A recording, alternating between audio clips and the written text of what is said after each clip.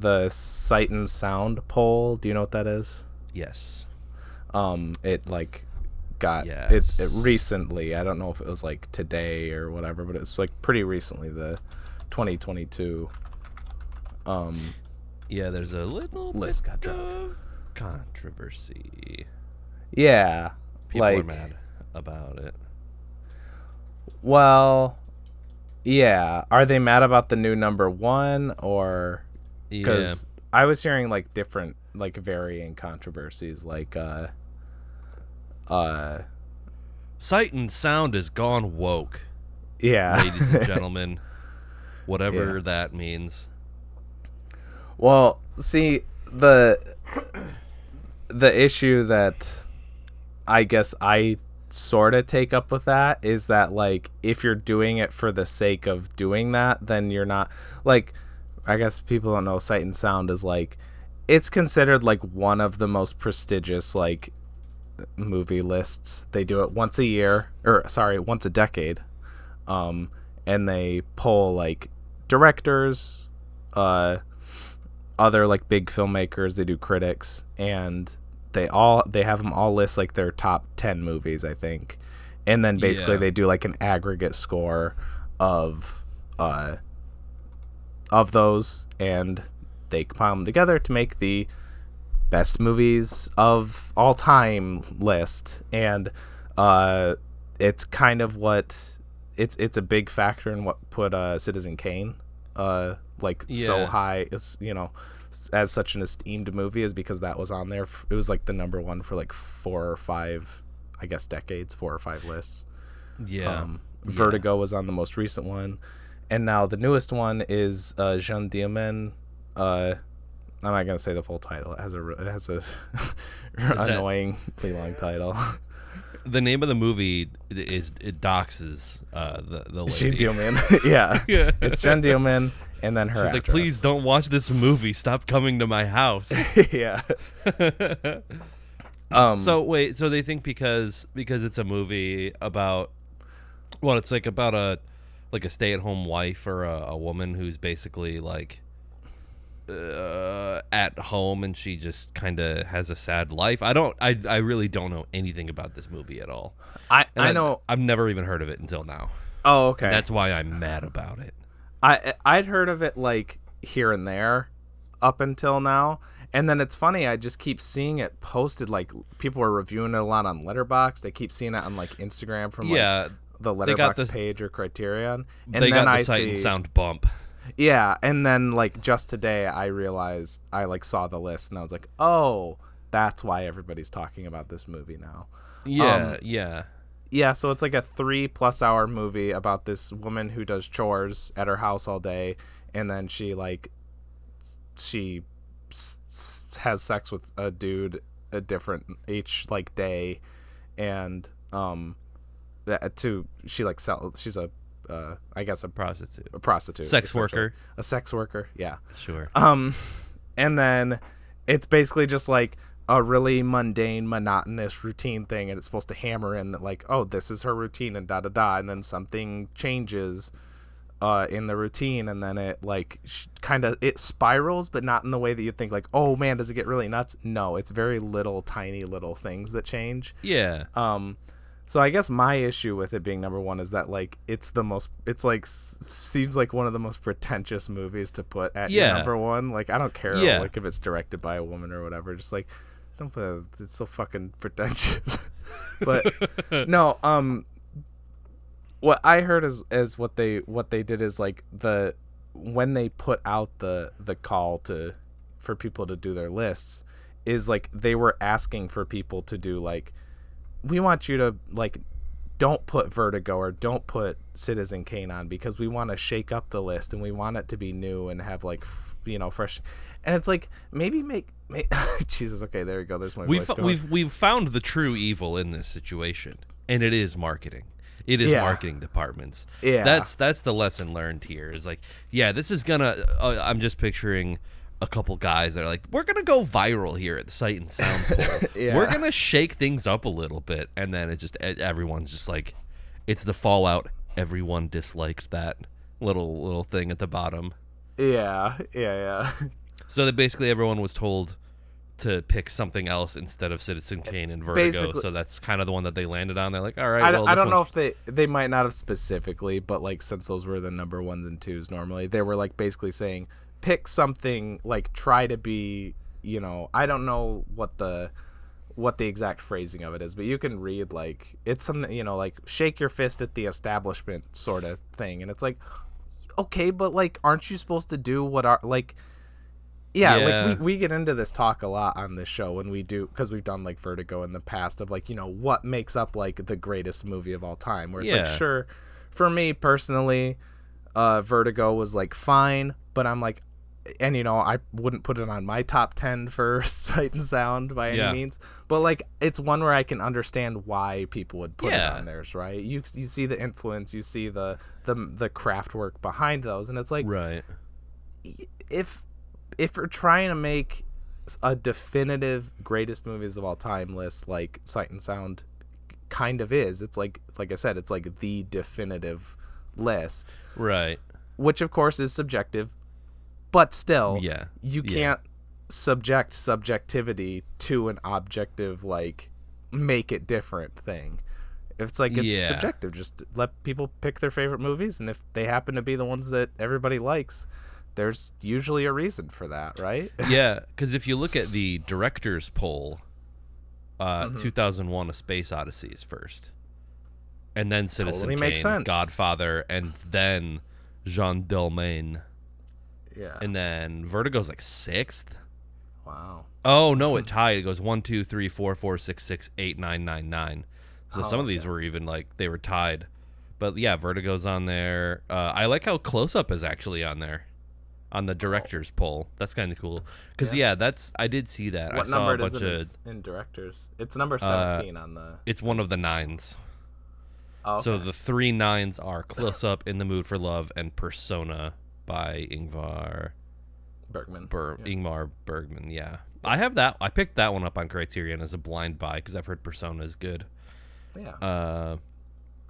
But because like you can't really. I'm looking at like the actual critics poll, the one that everyone's mad at, and saying that it's gone woke is like it's got Stanley Kubrick, David Lynch, Orson Welles, and Hitchcock on there, like making up at least half of them. Yeah. So it's like it's not really, and it's like Singing in the Rain. Man with the Movie Camera. I never heard of that one, but it's like I don't know. Wanted to see that one for a long time. I don't really take stock in any of these types of lists. Yeah. Like I don't care. I understand why certain movies are what they are, but I'm not gonna be, because like the movies that I would put there are never gonna be in the top 10. Like right.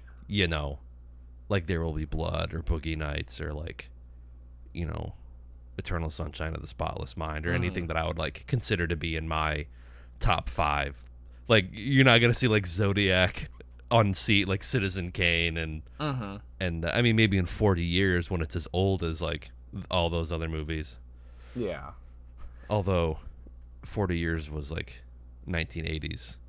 40 I say 40 years ago and being like, the 50s. How old are we? How old am I? Yeah.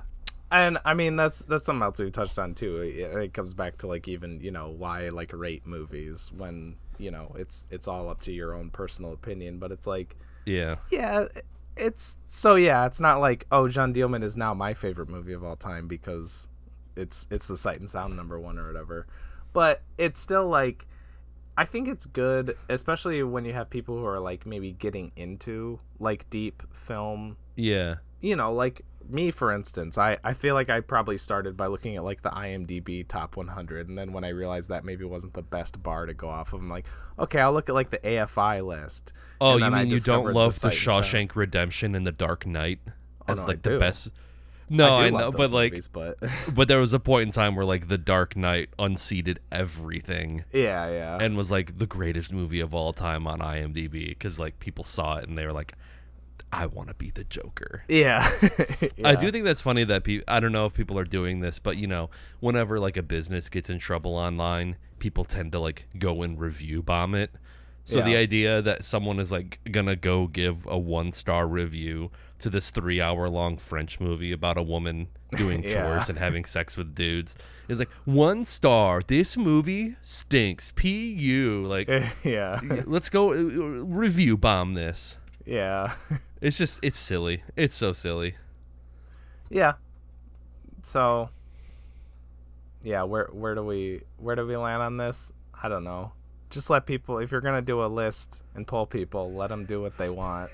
And don't complain about it. Don't try to put your thumb on the scale, I guess. I mean, again, I don't have the like reactionary, women directors. I don't have that, but it's just, don't put your thumb on the scale, though. Yeah. Maybe they had to punish like Martin Scorsese for all of the shit he's talking about Marvel stuff. Yeah, that's it. Yeah, because Raging Bull did get bumped off the list, so maybe that was... Oh. Yeah, because I did see each director kind of put their own lists, or like people were posting screenshots on Twitter of like different directors, and Raging Bull was on there a lot. I think Taxi Driver was on there quite a bit. That's another reason that I thought about bringing this up, is because there's at least a director in particular. Maybe there's some more, but one that I like his work enough to like follow him. Ty West. He did X and Pearl this year, but is it T West or Ty West? It's Ty. It is Ty. Okay. Yeah. But I think I did see his list. I don't remember it, but I remember seeing it. I don't remember it exactly, but it is kind of like the most, in my opinion, it is like the most. I'm pretty sure it was like Citizen Kane, Vertigo, Taxi Driver, Godfather. You can probably fill in the next 6 on your own type thing.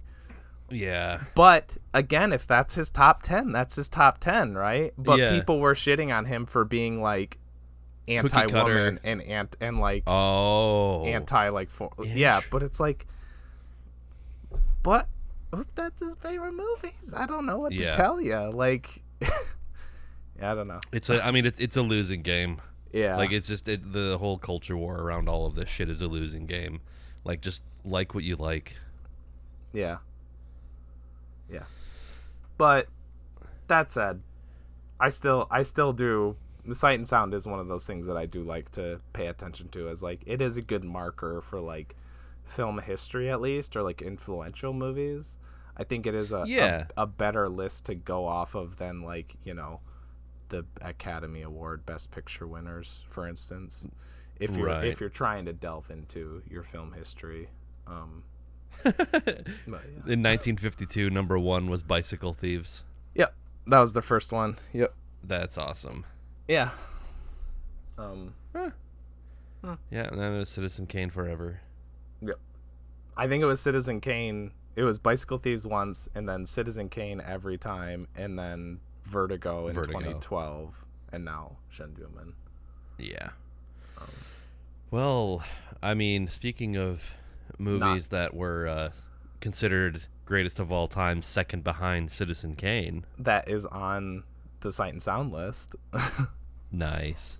I was gonna say, speaking of like not giving any credence to other people's opinions about movies, welcome back to There Will Be Duds. This is episode 79.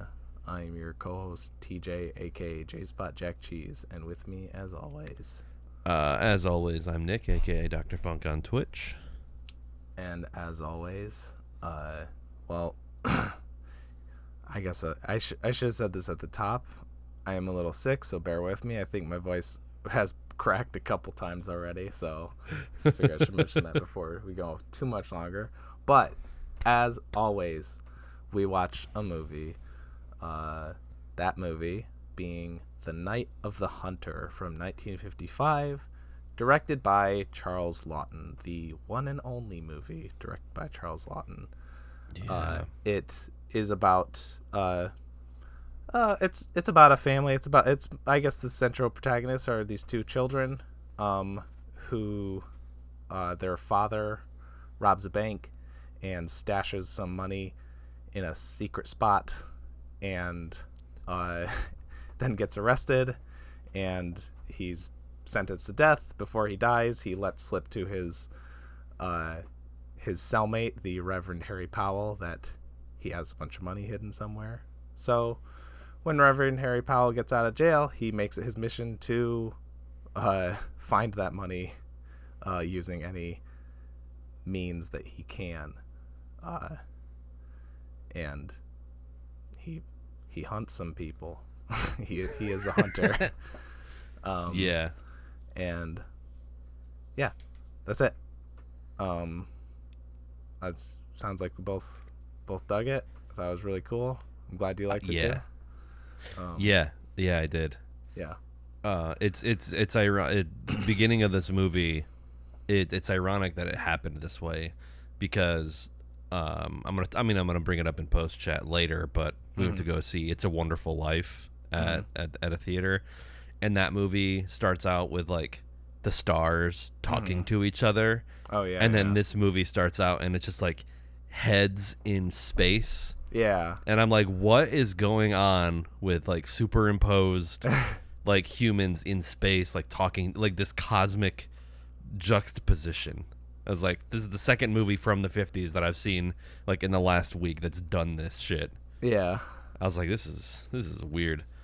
But no, I thought it was really cool, and reading about it bummed me out a lot because, as you alluded to, this is Charles Laughton's one and only movie, and basically this movie tanked when it came out.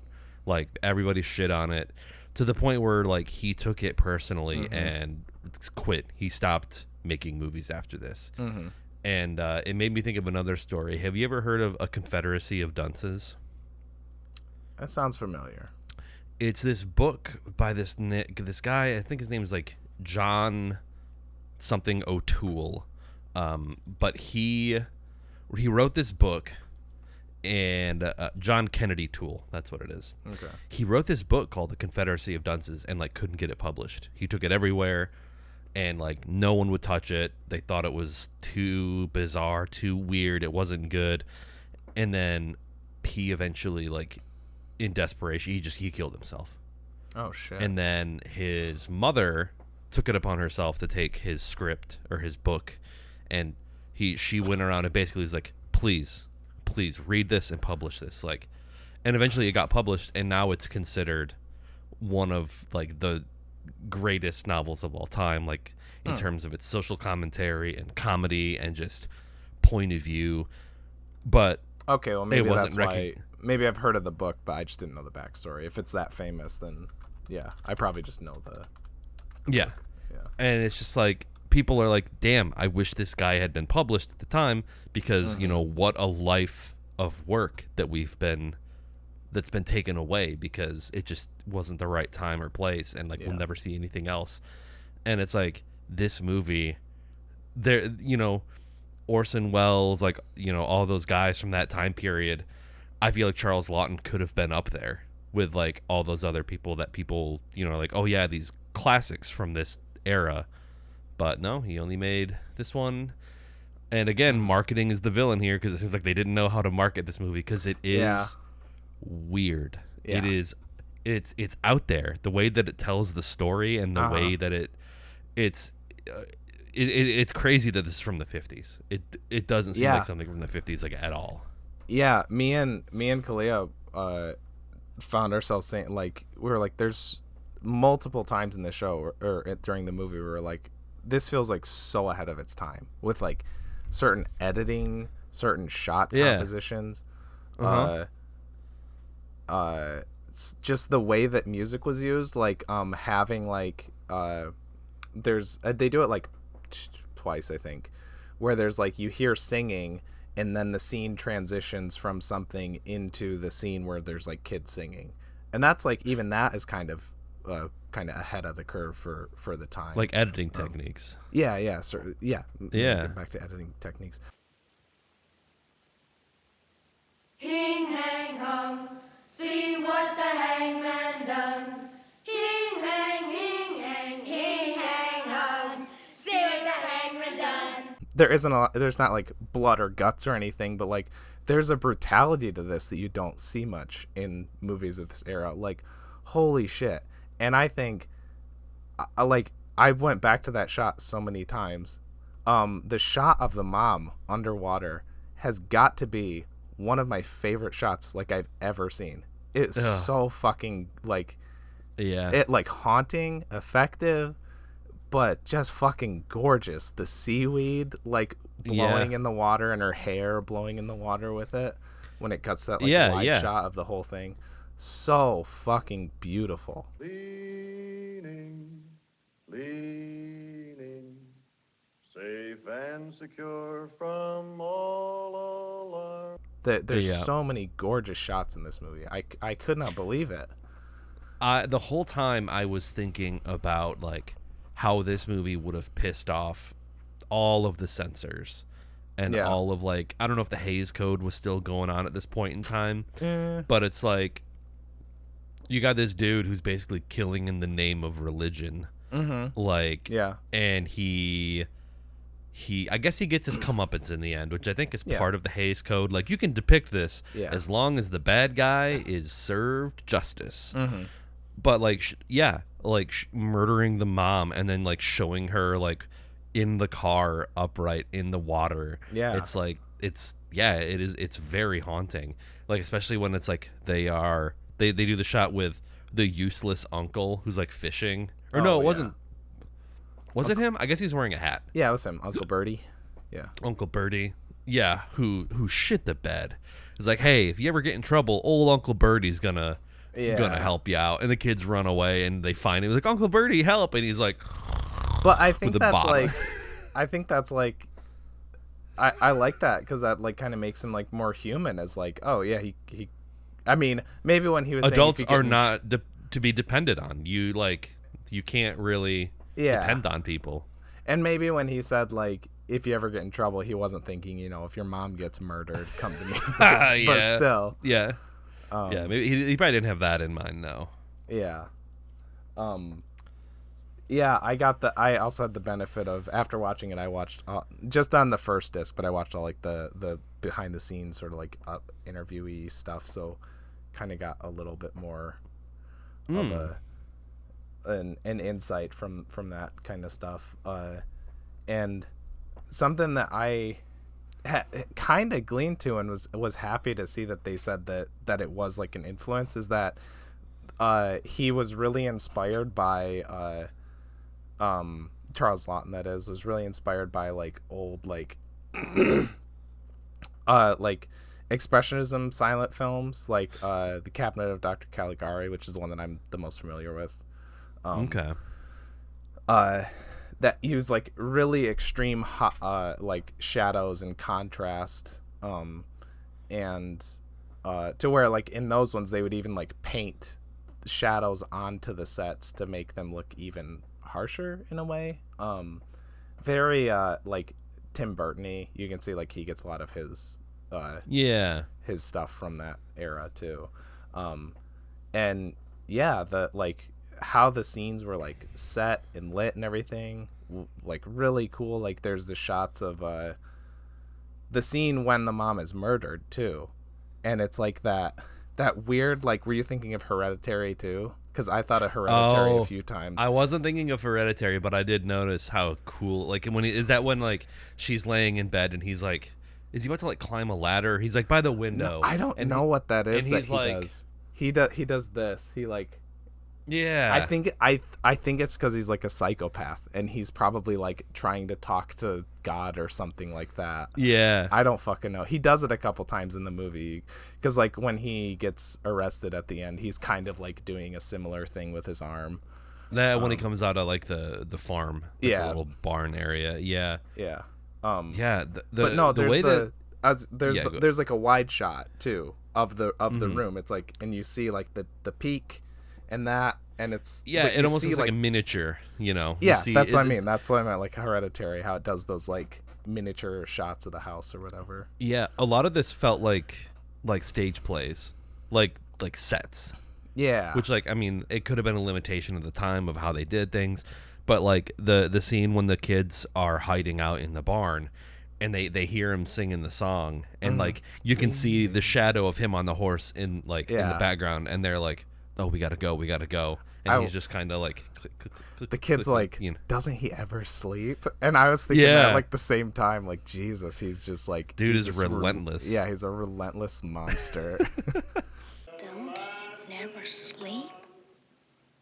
Yeah, going back to a little bit to the editing stuff, there were a few times in this movie where I had to like pause and rewind because I was like, wait, something just happened.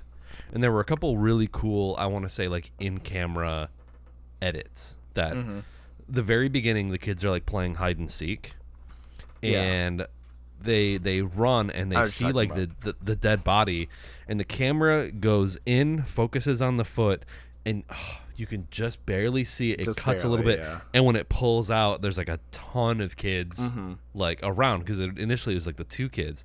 So it's like this really cool little cut of like to show the passing of time. But I was like, damn, that's really neat. And then my other probably favorite shot in the movie is when, what's her name? Cooper, the lady that takes the kids in. She's sitting on the porch with the gun. She's like completely black silhouetted, and you can see Henry sitting outside like singing, and they kind of have this moment where they sing together. Like they're both religious people, but you see like 2 completely different sides of that coin. And then Ruby, I think her name is, comes in with the candle, and it lights, and then when it comes down, he's gone. Yeah. And I was like, did I miss a cut? Like he's gone now. But I rewound it and watched it again, and you can just barely see him, like, as soon as, like, the height of the brightness in that spot, you can see him, like, duck and, like, run away. But, like, I didn't catch it the first time. I thought it was a legitimate, like, really, really good edit. But I don't know, it was cool. Dang. Like, that movie, that scene got me. I was like, holy shit. Yeah. Yeah, I really dug, like, I don't know how much, like, obviously the leaning on that one I know from church or whatever, leaning on the arms of Jesus or whatever. But so I don't know if they were all like traditional songs or whatever, but I liked, there's like the song the girl sings when they're in the boat, Pretty Fly, I think is what it's called. And then the cobweb. Yeah, that was cool. That was cool. And then the opening credits song, it's a dream my little one dream, and they go and they say, though the hunter in the night fills your childish heart with fright, fear is only a dream, so dream my little one dream. But and also just like the lyrics, the melody, I really dug all the music. And then we haven't touched on that much yet, but Robert Mitchum, fucking awesome in this movie. So fucking good. He's a real ass dude. Like, I feel like it was used enough to the point where you can't say that it's not this. And I think his switchblade is like his boner.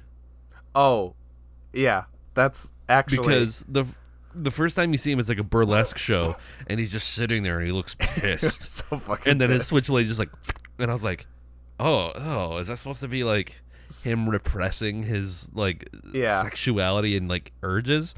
Because I think near the end he does it again with like Ruby, and one of the guys says something to like, and you hear it go off, and I was like, oh, is this like his rage horniness? Yeah. So actually, that was something I learned in one of the things, is that in that burlesque show, they actually originally were going to have it in his pants pocket, so it shot out like of his crotch, but they thought they were like, we didn't think that would get past the censors, so we put it in his jacket pocket, but that is the intention. Yeah, the dad gets executed, he kills the mom, there's burlesque shows, religion is kind of used in like a bad way.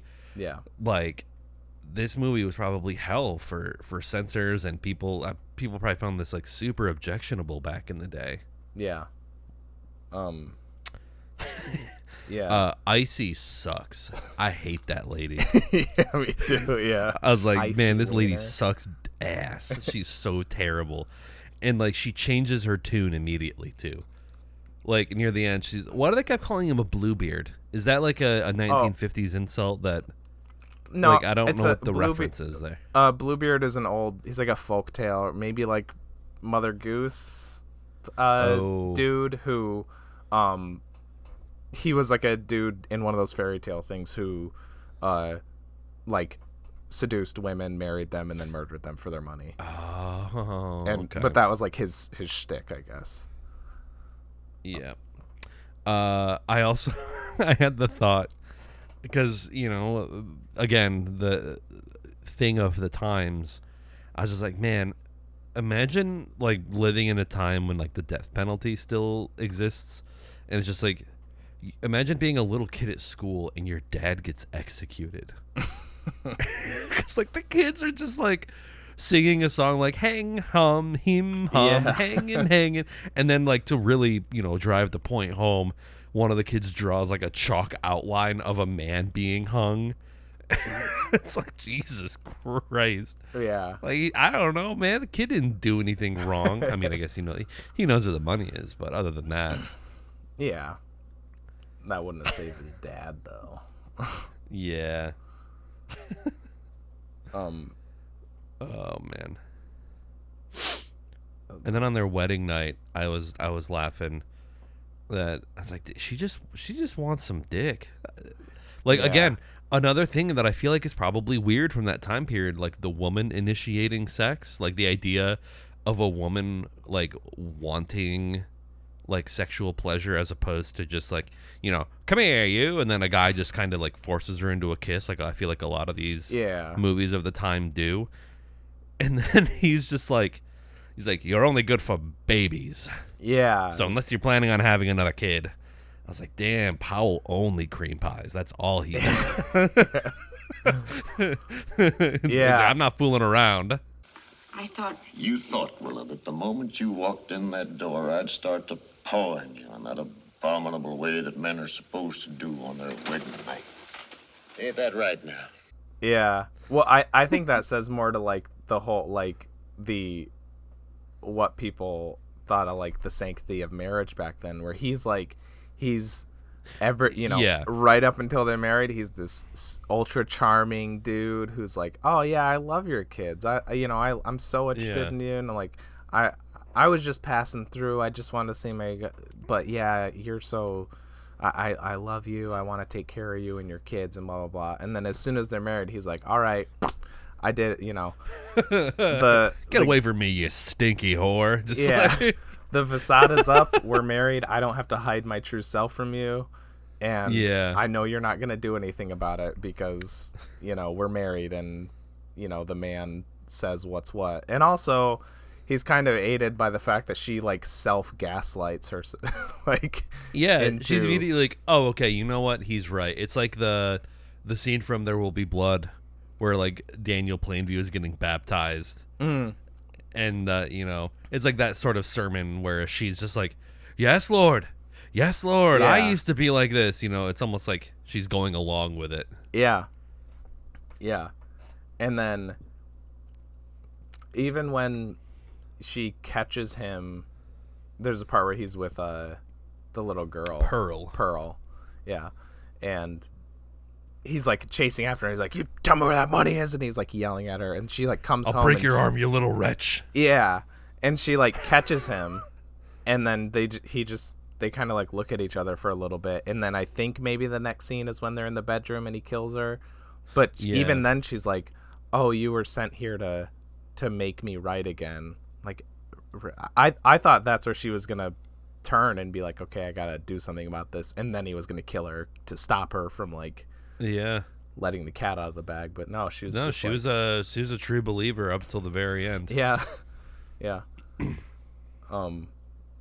And then just seeing him like schmooze his way into that initial community, and then juxtaposed with like he does the speech, and then he tries doing it at the end again, And like, Ruth is immediately like, yeah, I've already heard that, or something like that.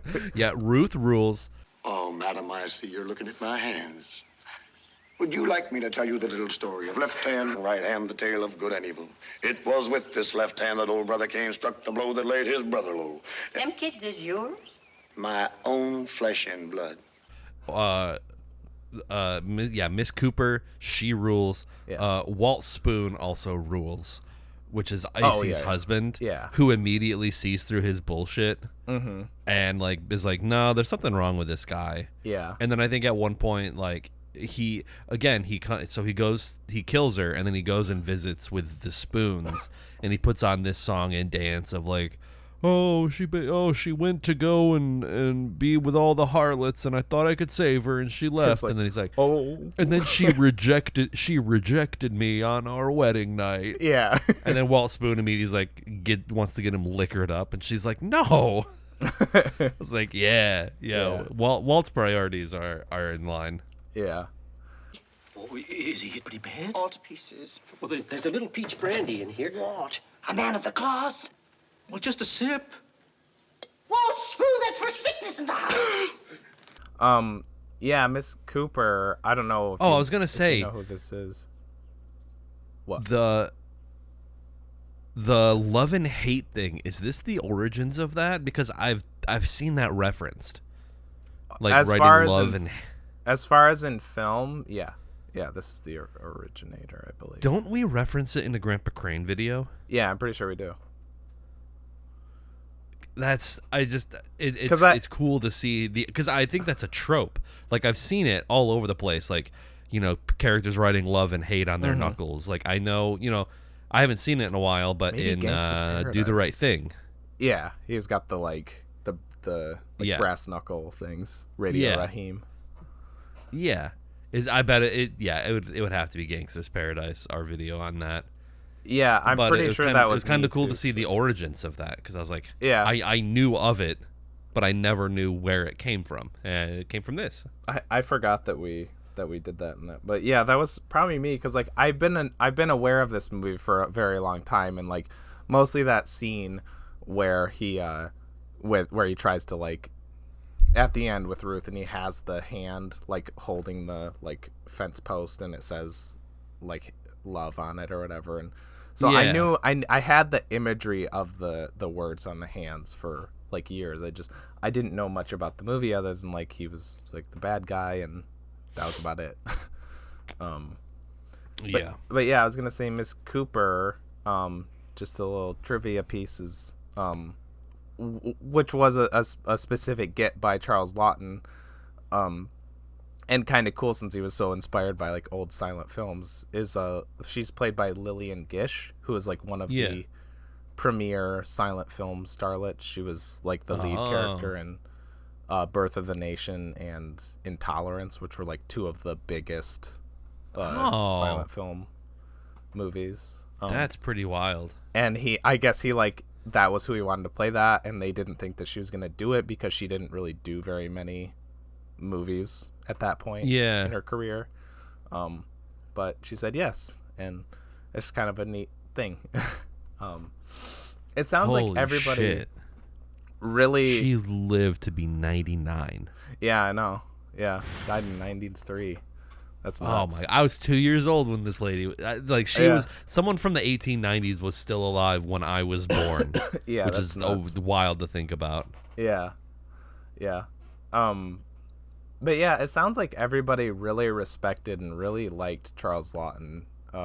And yeah, it's just a bummer that he just took the failure of the movie so personally, because like from the, like, for instance, like there's a thing on like the cinematographer in one of the behind the scenes thingies, and he's like every shot we do, normally, you know, the cinematographer is supposed to, like, you know, kind of check with the director and make sure it's okay, but he's like, everything that I did, Charlie would just say, yeah, it's good, and then he would ask me, like, am I doing this right, like he was really self-conscious about it, it being his first movie directed, if because he was a long time actor. He'd been in some like big movies acting wise, but yeah, so it's just it's a bummer because he sounds like he was a good director, and he obviously like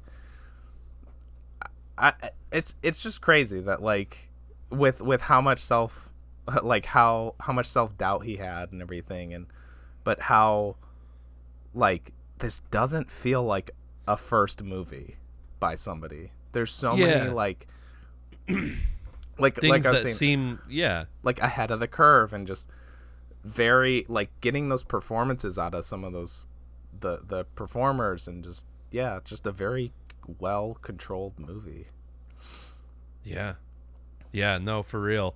And I think that's probably why a lot of it did feel sort of like a stage play, was that he comes from theater, so it's like that's what he like, silent films and theater. That's sort of like what he knows. Mm-hmm. He's almost like a Quentin Tarantino like figure. Yeah. Where it's like he knows all of these things. Like he's not properly trained in like, how to be a director.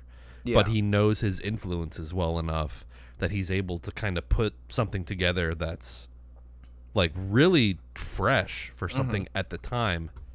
But obviously, unlike Quentin Tarantino, people weren't like blown away by it as like this new, he could have innovated like a new style of filmmaking. I mean, I'm speculating a lot here, but like based on this one movie and like some of the cool shit that he was able to do with it, with lighting and blocking and like the incorporation of music, like both like diegetic and non-diegetic.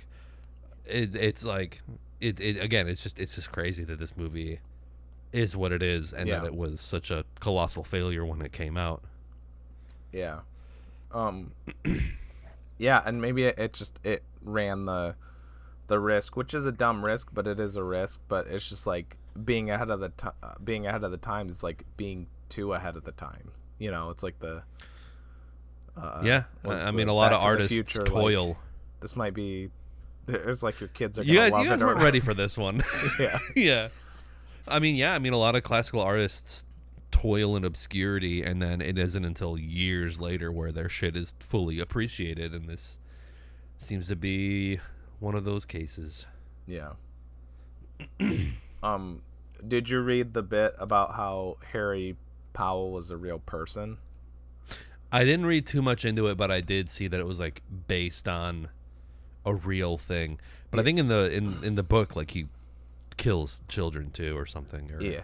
Well, okay, I didn't read about the book, but I read about the actual person. And he so he was a lot more like Bluebeard, where it was like, it wasn't like there was a hidden stash of money, but he would marry women and then get them to like withdraw all of their money from their savings account and then murder them and take their money.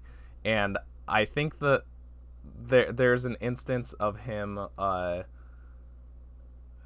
like, I think like the family that is supposed to be the one in the movie, he gets the kids too. He killed all of them. Yeah. But I mean, he was eventually, like caught and executed. Yeah. But yeah. Yeah, I mean, it's like it is so easy. It's so easy to be a serial killer back then. Like, yeah, it was just, I'm gonna kill somebody and I'm gonna move to another town and no one's ever gonna find out about it. Yeah. Yeah. What did you think of the kid acting in this? I thought the kid who played John was pretty good. Yeah, there was moments, where it like didn't work for me, for sure. Yeah. But then there was somewhere it kind of came back where, like, when his dad is getting like pinned down by the police, and he's like, no, don't. And like when it happened the first time, I was like, ooh, I don't know if that was good. But then he does it again at the end when it's Harry, and he does it like the exact same way, and I was like, okay, I'm more okay with that now, because they were like trying to do it the exact same way. It's like a catharsis in a way, like, this thing is finally over and I don't have to hold on to this secret anymore. Yeah. Because he like rips the money out of the doll and starts throwing it. Mm-hmm. Oh, I got a bone to pick with Tubi also. Oh. Because for me, that was like the emotional climax of the movie. This kid finally is like done with this thing. And literally as soon as he's done with the don't, he throws the money. Boom. Flo from Progressive is here. Like, God damn it. because like I feel like Tubi's been pretty good about this, where like they'll kind of hit you with the commercials every 10 or 15 minutes or so in the beginning of the movie. But I feel like I've watched some movies where like near the end, they're like, okay, yeah, you're in like the final, the final stretch or whatever. The final stretch of this movie. Yeah. We'll give you a break to finish it. But no, I got a Tubi, like a terribly timed Tubi ad right at the climax of the movie. And I'm like sitting there like, no, I'm invested in this, and now I have to look. It was like 6 commercials too. Yeah. So it's like they really got me. I was like, this sucks. Yeah. So usually I'm all about Tubi, but this time I got bone to pick. Yeah.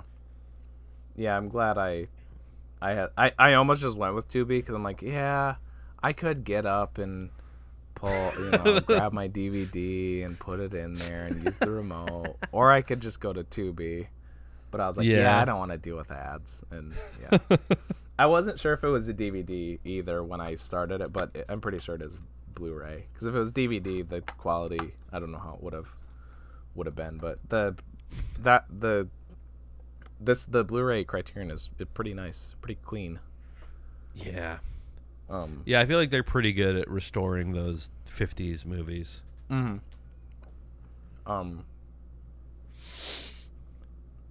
Yeah. Do you think it's better than Citizen Kane? I'm doing my own personal sight and sound poll. What do you think? I mean, I saw Citizen Kane like 8 years ago at school. I'd really have to. And I think I remember being like, okay, this is kind of cool. I think that's how I feel about it too. But this movie I had a very strong reaction to. I thought it was sick. Yep. Yeah, I definitely, from memory, this one over Citizen Kane for sure. But I'd also say that Citizen Kane is one that I do need to get back to at some point to look at it with more mature eyes, because I saw it probably when I was 15 years old or something. Yeah. You didn't have a podcast back then. Yeah, right, yeah. Yeah. Also, I think what the part of the charm also is that sort of backstory about Charles Laughton, being a very sort of humble, man, I don't know if this is good. What do you think? Do you think this is good?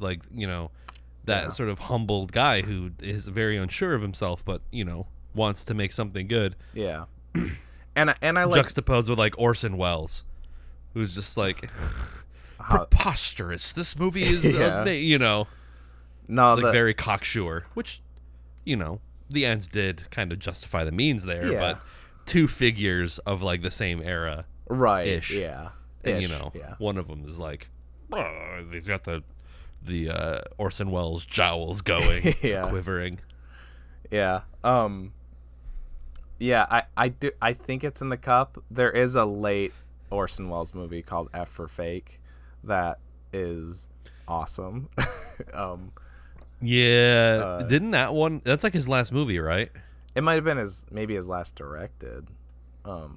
Okay. But it's mid 70s, so it's not I feel like we've talked about it on the show for sure. I think we have. I think but I feel like that movie got isn't it some sort of pseudo fake documentary style? It's a very, very weird hyper meta pseudo documentary. It's very strange. I think it got shit on when it initially came out, but that doesn't it's surprise Letterboxd me. Darling now. Yeah. It's a very I could see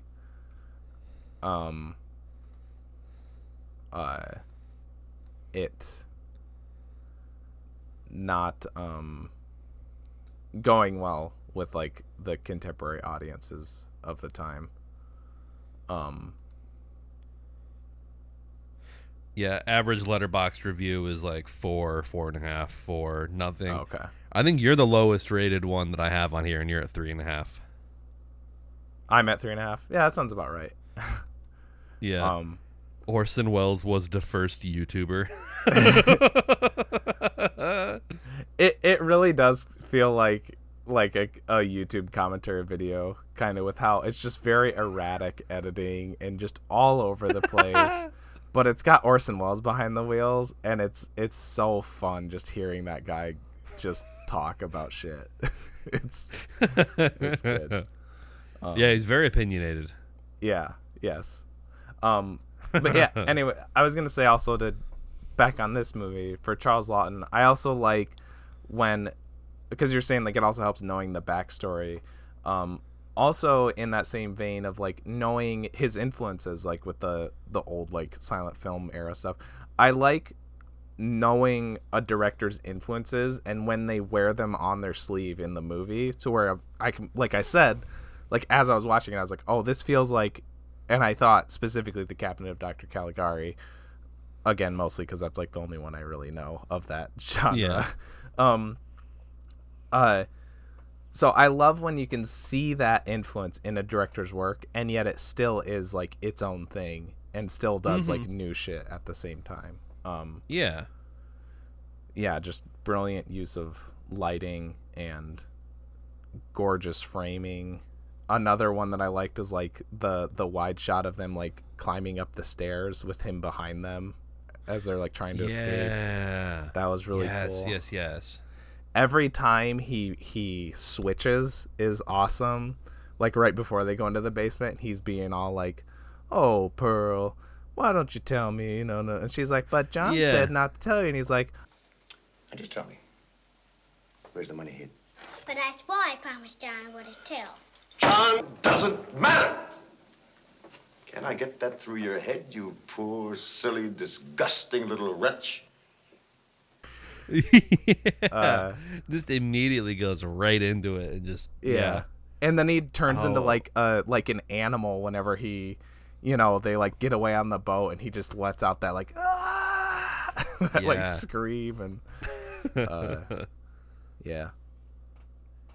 God, I was gonna say, shit, I don't remember what I was gonna. It was something about the shot of them climbing up the stairs, or was it him? Yeah. It was almost. It made me think of like the from The Descent, where she's like climbing up and it's like that one light, and you see her. It's yeah, like that. Yeah. Shit, man, I was gonna say. Wait, we can cut this. Damn it. Okay.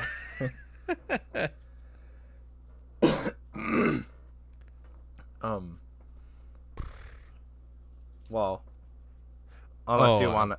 Oh, what? Did you get it? Oh, well, it wasn't that, but it is funny how like so many people were like charmed by him. Also, like the little girl Pearl immediately was like, "You're my new dad." Yeah. But then also Ruby at the end. This I feel like we've hardly talked about like the Miss Cooper stuff, which when she pulled the gun on him, I was like, "Oh, okay, Miss Cooper is not messing around." Yeah.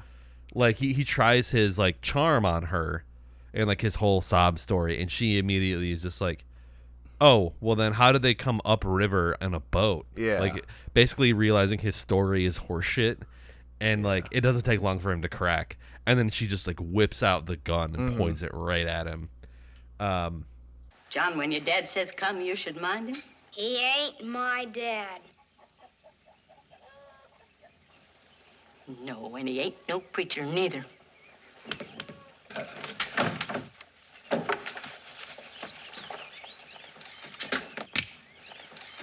Just march yourself yonder to your horse, mister. But yeah, she's kind of this like wayward, like home for wayward children, and then she puts them to work on her farm, basically. Yeah. I mean, she she cares about him and is like more loving than that, but immediately is just like, "I'm gonna clean you up. You're gonna go pick apples now." Yeah. But Ruby, the oldest one, who's basically faking going to sewing lessons so she can hang out with boys, is like immediately charmed by him. Yeah. Because it's like, damn, he just got to buy you an ice cream and a magazine, and you're like, yeah, their names are John and Pearl. They're at my this lady's house. Yeah. And I felt like Dennis Reynolds when he's in the car. And I was like, okay. I thought you were saying something else. "Ruby, you dumb bitch." Like, That's, even at the end, she's like mad at Miss Cooper. She's like, "You're just mad because he loved me." Yeah. Blah, blah, blah. Or she lingers when she tells him to go hide in the stairwell, and she's like, "Wait, but maybe he does love me." yeah." Yeah.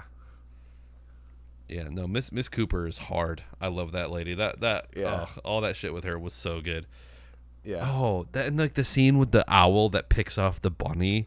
Yeah. I feel like that was like a really poignant where she's just like life is so hard on the little ones or something along those lines.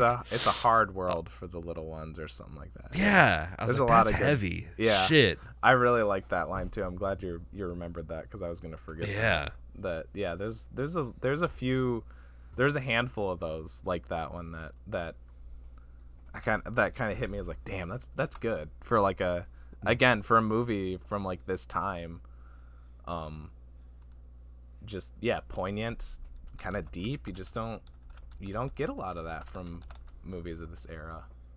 Yeah. Yeah.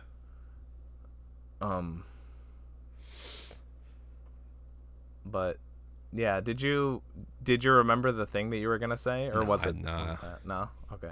Then, you good to go into scores? Yeah, I'm good. I'm gonna go on. Okay. I don't remember who went first last time. I think it was you. So, Okay. I think I settled on an 8 for this one. It's a strong 8. I could go 8.5, but I'm gonna stick with 8 for now. But yeah, I loved it. Fantastic cast, fantastic acting. Robert Mitchum fucking kills it as Harry Powell. He is magnetic in every scene that he's in. Again, the lighting, framing of a lot of these scenes is gorgeous. Really mature, advanced film for its time. I felt like there was something else I was going to add to my wrap up, but I can't think of it right now. So just say that it was a damn good movie. Definitely deserving of the praise that it gets, in my opinion. It's a bona fide classic in my eyes. And yeah, so it's a good old solid 8. Nice. I'm sorry. Took all of me to not cough in the middle of that. Yeah, I was kind of thinking I wasn't sure to give it like an 8 or a 9. I think I will bump it up to like an 8.5. Okay. I had a really good time with this movie. I thought, like you said, Robert Mitchum was great. I think everyone in the cast was pretty great. I didn't hate the child actors either, which I think sometimes that can really make or break something. Like the kid who played John felt sympathetic as like a character, and like, you know, some of with the heavy material of the movie with children, I thought they did really well. And yeah, it's just it's crazy that this movie took so long for people to like figure out that this movie is great for the pretty groundbreaking shit that it did, like you said, in terms of lighting and staging, music, all of that kind of stuff. It's a weird little movie that does a lot, and I really enjoyed it. Like I want to go out and buy a copy of it and kind of learn more about it, and kind of see what other people have said. But yeah, 8.5 is good. Oh yeah. Yeah. And damn, I wish I could. I'm giving you the Kubrick stare. Okay, and then I'll send you back with the. Let me see if I can match his. I'm trying to do it the Mitchum stare. His like.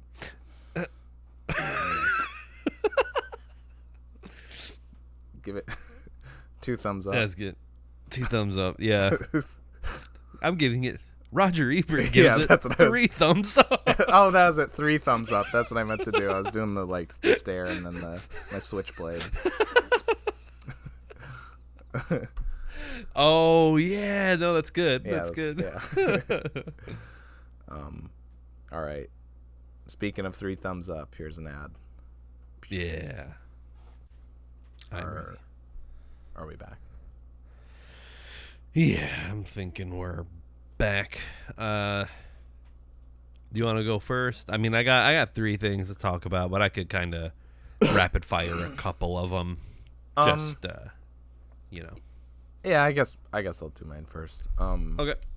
I finished the Netflix show 1899, which was okay.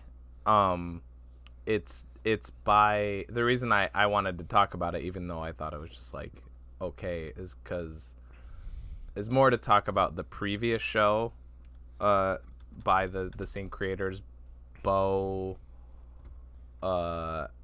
looking up the Baron Bo Odar and Jantje Fries. I don't know if that's how you say their names.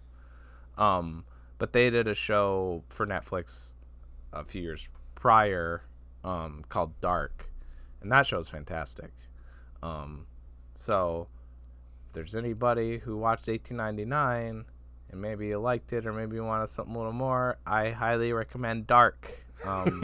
It's a really great like psychological drama thriller type thing, where like it gets very loopy with like time travel stuff. Okay. And it was 3 seasons, and that the 3 season cycle is like built into like the fabric of the show, so it works really well in that sense too. But that one just has like a great cast, great like unraveling story.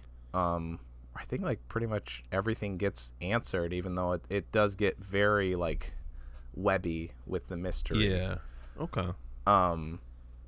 But yeah, that show's great. Dark is awesome. This one, not so much. I just felt it kind of lacking. I felt like this, as opposed to Dark, was very...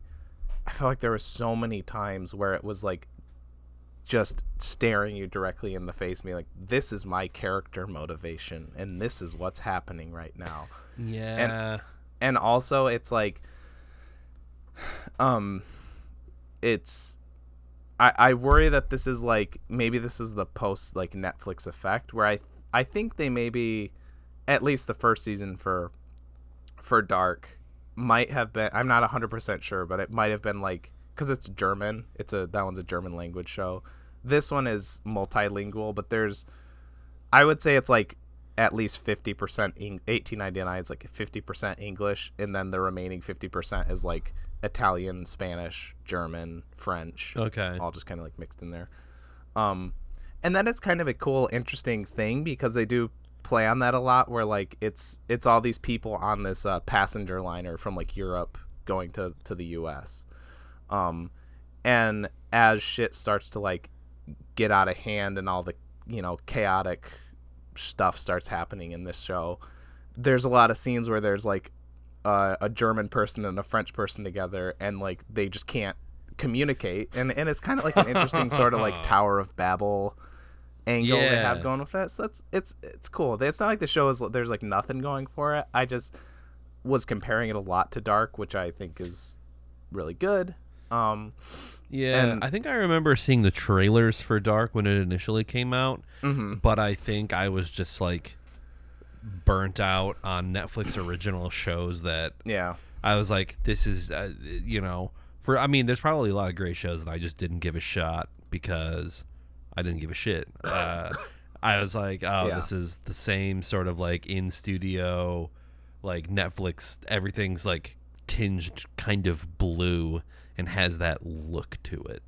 Yeah. But I think, you know what, maybe I did see I think someone sent me the trailer for Dark. Okay. It might have been. I don't think it was you. It might have been. It was on my decade list too. It did make that. That might have been part of it, but maybe. I remember seeing the trailer for it and being like, okay, actually this does kind of look cool, but I never like pursued it further than that.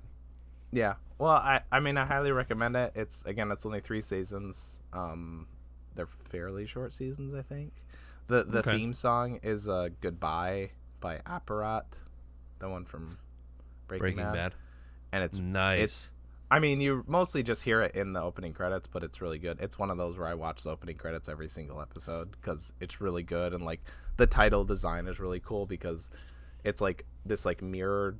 It uses a lot of like mirrored shots. Like the mirror like camera filter you can do on your phone, but it's just kind of cool and and also they use an Agnes Obel song in like at least once per season, and that is very much my bag. Agnes Obel is one of my favorite. She's like a Danish singer songwriter, like one of my favorite contemporary artists. So the fact that like, they randomly just have Agnes Obel featured in every season, I'm like, hell yeah. That's a plus.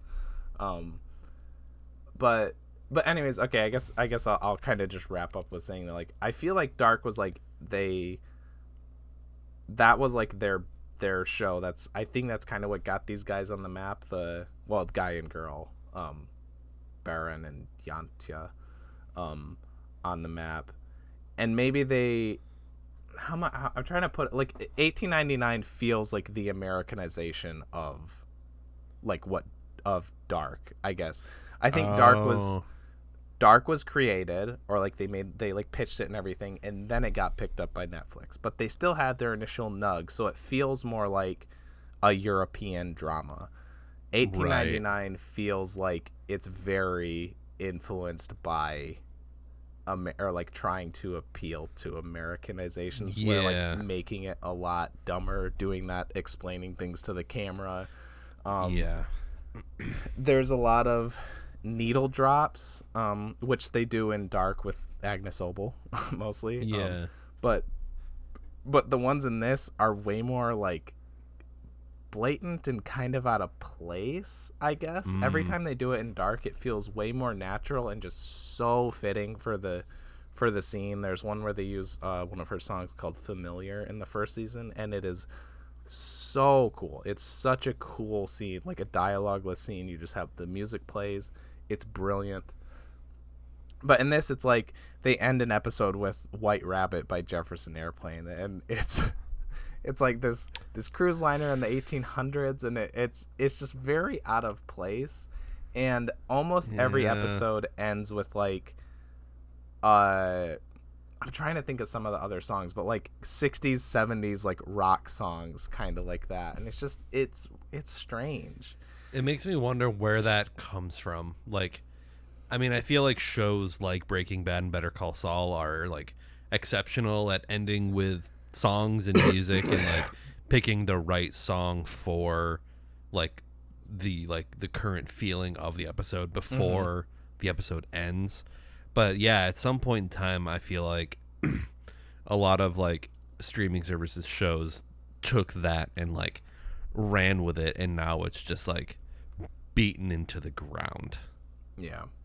And but when it's done right, I love it. Like there's an episode of The Sopranos that ends with Kid A. Nice. Which it's like, I feel like it's kind of a like denouement of an episode where it's like Tony and Carmela are fighting like something about like their kids, and it just kind of the fight just kind of ends, and it just cuts to black, and then you hear like the really like somber little like piano of Kid A come in. I was like, oh, interesting. Yeah, that's cool. And I want to say there was at least a couple songs where I was like, oh damn, I really like I love White Rabbit.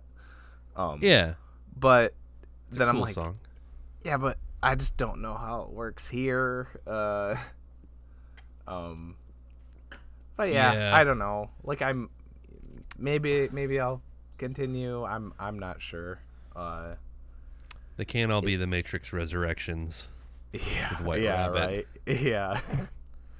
Oh yeah, and also that the credit song is like, or the opening title song is like that dumb. The thing that I always say that I hate, it's a like modern slowed down piano version of White Rabbit, and it's awful. It's terrible. It's not as bad as the, speaking of Resurrections, it's not as bad as the fucking Rage Against the Machine cover, but it's pretty bad. That sucks. Damn. Yeah.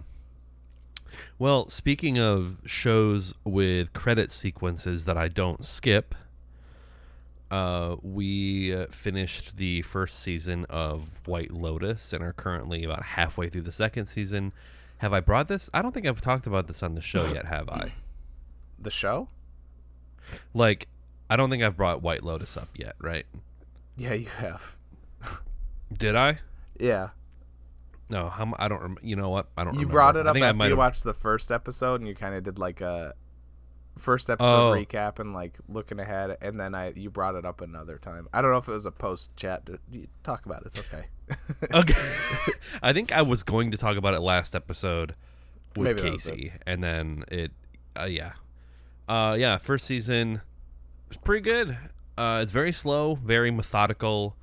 Some people thought it was like boring as shit, which I could kind of understand that, because there's a lot of very slow cinematography, a lot of like characters in situations contemplating shit, and there's just ocean waves crashing on the shore, and like that's all you really get.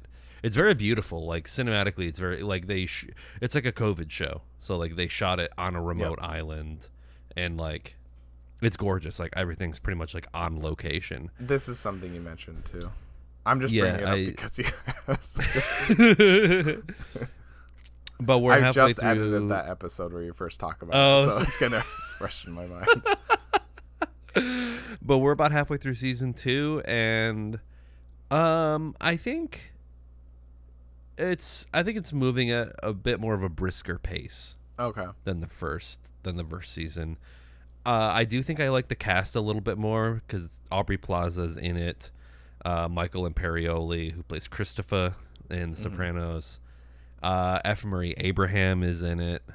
It's a pretty good cast. Jennifer Coolidge and John Grease, Uncle Rico, return from the first season. So okay, so there are a couple. There's some overlap. Yeah. Okay. Yeah, because like I think the White Lotus is like a chain of hotels and resorts, because it's not the same location. The original one was like more like a Pacific Island community, and then this one's like in near Sicily, so that's kind of the location changes. It's like before sunrise and yeah. And then we're recording this. I'm sorry to break kayfabe here. We're recording this. It's still Christmas time, so we're still doing Christmas time stuff. We went to go see a 16mm screening of It's a Wonderful Life, which I've never seen before. I'm adding it to my my Jimmy Stewart passport that I get stamped every time I watch transatlantic passport. My transatlantic passport, yeah. Theoretically, it was very cool. It was cool that they had a print of it, and they had like an old projector that they had to like. They had the one reel going, and then when that reel was almost up, they had to time it to get the second reel going, and then get the third one set up in place. So aesthetically, it was very cool to like actually have that happen. And it's kind of funny because all 4 reels had kind of varying degrees of quality. Where like this, so my main like complaint with this was like watching it on this format, the audio was not great. Okay. It was very just kind of muddy and boomy, and like, because I mean, even back then, sound mixing wasn't nearly what it was now. Like, you watch a restoration of that movie, and it's like you can hear everything very, very clearly. But the 16mm projection, it was just chaos. And like man. Jimmy Stewart's accent and like the frequency range of and it was like, damn, I don't know what this dude is saying. Yeah. But I mean, regardless, I still really had a good time with it, and Jimmy Stewart's the man. Really, really like him in that movie. And I didn't realize how long it takes to get to the whole, like, I wish I was never everybody born. knows. Yeah. Yeah. It's like the last, like, 15 minutes of the movie. Yeah. And it's a over 2-hour movie. Yeah. Yeah. I mean, I was mostly fine with it, but I was like, it doesn't feel like a Christmas movie as much as I don't know, maybe this is sacrilege to say it, but it's like Die Hard felt more like a Christmas movie than this movie. I where it was just like, I feel the same way. This feels like a 1950s movie that like circumstantially has Christmas near the end. It has just as much Christmas as The Night of the Hunter, you know. yeah, that's true. Yeah. And then rounding out our little Christmas movie spectacle, we watched Stanley Kubrick's Eyes Wide Shut. Chloe had never seen it before, so this was like, and she also didn't know a bunch about it. Okay. And so it's very funny. Like, she did not know about the human sacrifice sex cult stuff. Okay. So all this time when I would make jokes about like, oh yeah, what's this gonna be, like an Eyes Wide Shut party, she thought I was referring to like the beginning of the movie when Tom Cruise and Nicole Kidman are like at the party with all the rich people and they're like flirting and dancing with different people. And I was like, no, that's not what I'm talking about. And then it got to the part where Tom Cruise shows up at like the mansion, and then the guys walking around. They all reminded me of like the Ganados from Resident Evil 4. There's the one guy in red, and everyone else is wearing black cloaks. Oh yeah. And it, sure. You know, the what do you see me? You know, like. But like it got to that part, and like the ladies all stood up and dropped their cloaks, and they're like topless and naked, and like her jaw was on the ground, and I was like, yes, this rules. But man, it's a fun movie. If that ever gets pulled from the cup, if it's in the cup, like I'm gonna save it for that conversation. But, Stanley Kubrick had some things to say, and his untimely death. I don't know. I don't know. I'm not trying to make, accusations here, but, watch the movie. Yeah. And then watch it for real. I don't know. It's good that we were finally able to get his Christmas movie before he passed. Yeah. The lighting in that movie is gorgeous, with like all the Christmas lights and the Christmas trees. Like it's sort of lit that way in a lot of the scenes, and for like such a weird, kind of sad movie, it feels very cozy. Yeah. Also, the guy who plays the piano player, Nick Nightingale, is Todd Field. This is the guy who like directed Little Children and Tar. Okay, interesting. Yeah, he's the piano player that like, he's like, yeah, they make me play blindfolded. Weird. But I like, cause like the whole movie we're like looking it up on IMDb, and I was like, wait a minute, I know that guy, and I was like, yeah, he directed Tar. Huh. Huh. Yeah. Interesting. Yeah, that'll be one that I gotta revisit at some point too. So I just want to say, speaking of IMDb, I found out this must have been like while we were recording, so I'm gonna have to watch this like right after the trailer for Oppenheimer just came out. So. Oh yeah, I saw people talking about that. Yeah, I'm excited for it. I've been like a bit. What was Nolan's last? Oh yeah, Tenet. Yeah, I've been a bit like nonplussed by his last couple movies, but I still have faith that like he's got more bangers. He's still got it. Yeah, he's still got a few. He's still got a few in the chamber. Yeah, and seeing Cillian Murphy in the lead is I've got faith in it. Yeah. Actually, there's like a lot of like the cast in general looks pretty good, but yeah. Hell yeah. Okay. Another couple. Yeah. Let's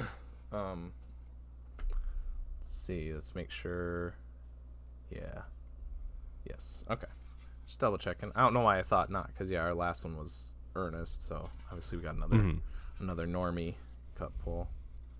It's just weird if we break the schedule for like even a week, I'm like,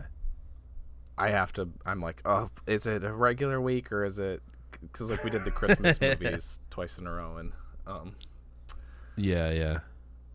Nice. Wow, that's weird. Speaking of Oppenheimer, just the name, we're gonna watch from 2014, directed by Joshua Oppenheimer, The Act of Killing.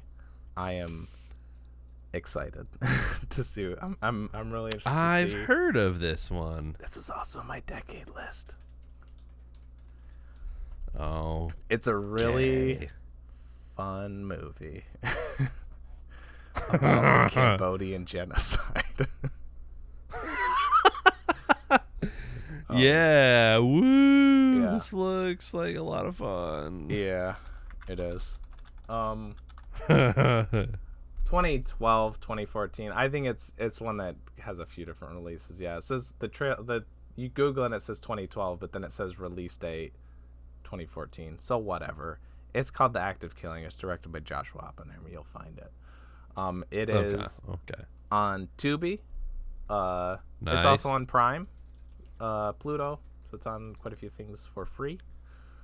And then, yeah, it's for rent on a couple others. But I mean, you got Tubi, you got Pluto, you got Amazon. It's free on all those. So I think it says Hulu as well. I don't know, Hulu subscription, whatever that. Oh yeah, Hulu. Yep, Hulu as well. Cool. So yeah, watch The Act of Killing on one of those. If you don't want to be spoiled for it. There's a documentary though, so you can still be spoiled for it. There's some shit that happens. Yeah, watch it there. I will say too, depending on... I'm thinking of, like, again, YouTube thumbnails of, like, you know, The Act of Killing, like, spoiler free, and it's just like like the Cambodian genocide. Yeah. Okay. There is a theatrical and director's cut. It's up to you. I've watched the director's cut. I'm probably gonna watch that again. It's like 30 more minutes. The theatrical cut's like 2 hours. The director's cut is like 2.5. The streaming service that you go to may have just one or the other. I don't know. I think I'll try to watch the director's cut. Okay. I really don't know what is missing from either one, but okay. Yeah. That's the one I watched and I really liked it when I saw it. So okay. Yeah. So I just wanted to get that out there for the listeners too. Yeah. Anyways, yeah. Watch it there. For next week, these episodes come out every Wednesday at 7 p.m. EST on Twitch and YouTube in video form, as well as Spotify, Apple Podcasts, and more in audio form. We also have social pages on Twitter, TikTok, Instagram, and Facebook. And I think that's about it. Yeah. Speaking of Twitter, our lovely overlord on Twitter right now, Elon Musk, made a very hapdash decision that I think he's since revoked, and at the time of this episode release is going to be probably, who even knows what's going. Twitter might not exist actually by the time this episode comes out, but he was banning promotion of other social media platforms on Twitter. Like, you couldn't be like, follow me on Facebook. I heard about that. Yeah. And then he was including like link trees. Like, if you have a link tree in your thing, like, you're breaking terms of service. Wow. So, like, hey, go follow Duds on Twitter. Follow our link tree. It's so stupid. It's so dumb. Yeah. What a stupid website. Anyway, I almost mentioned that about Twitter, that, you know, maybe we might have to -1 to our list of social pages. Yeah. I think I tweeted after that happened. I was like, Oh no! I hope no one goes to our bio and checks out our link tree, because that would break terms of service, and we'd be so naughty and bad. I hope no one does that and follows us on all of our other social media platforms. Okay. With all that said, I am clean. I feel so clean right now. My whole body is just equivalent with cleanliness. And I'm TJ, aka Jace Project Cheese, and with me as always. As always, hold on. I'll be right back. Hold on. Okay. Okay, welcome back to There Won't Be Nick. It's as usual, Nick is being very unprofessional, not having his outro prepared. I never do that, ever. I'm always ready to go. Okay, and I'll be back later. And as always, I am ready to go. I'm leaning Nick, a.k.a. Dr. Funk on Twitch. For the audio listeners, I just pulled out a little switchblade. Nick, a.k.a. Dr. Funk on Twitch. Nice. The duds abide. The duds abide. Perfect. Okay. The duds abide.